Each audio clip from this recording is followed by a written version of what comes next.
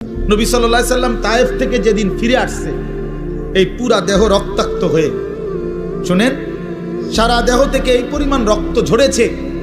নবীজির পালক পুত্র যায়েদ ইবনে হারেসা রাদিয়াল্লাহু তাআলা আনহু, তিনি সাথে ছিলেন ওই সফরে, তায়েফের সফরে।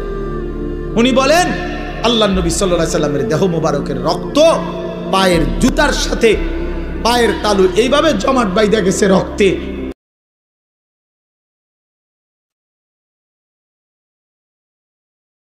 রক্ত দেহের আমি আমার গায়ে মাখতেছিলাম, এত রক্ত ঝরাইছে বাপ।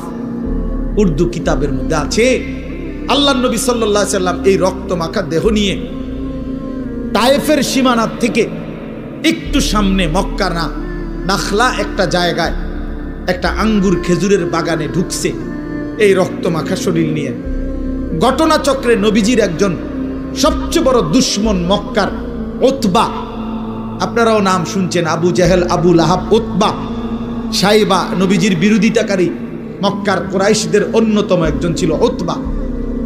এই উতবার বাগান ছিল ওইটা, এই যেই বাগানে নবীজি ঢুকছে রক্ত মাখা দেহ নিয়ে। ঘটনাচক্রে ওই সময় এই উতবা কাফের মক্কার নবীজির দুশ্মন, সে বাগানে ছিল। সে তাকাইয়া দেখছে আল্লাহ নবী সাল্লাল্লাহু আলাইহি সাল্লামের এই রক্ত মাখা দেহ তায়েফের ময়দান থেকে এসে তিনি ঢুকছেন। আল্লাহর কসম বাপ, এক কাফের যে মৃত্যু পর্যন্ত ঈমান আনে নাই, বদরের যুদ্ধের দিনে এই উতবা নিহত হয়েছিল। এই তায়েফের এই রক্ত মাখা দেহ দেখে এই উতবা নামের এই বেঈমান চিৎকার করে বলছিল, হায় তায়েফবাসী, এক মানুষকে কেমনে এতটা মারা মারলি।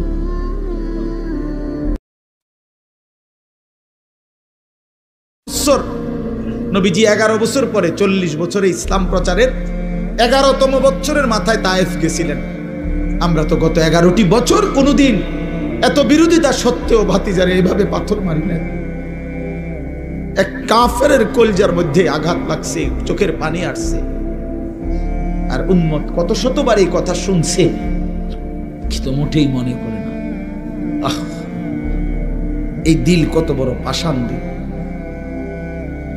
যে তার নবীর সাল্লাল্লাহু আলাইহি সাল্লামের কথা কখনোই মনে পড়ে না।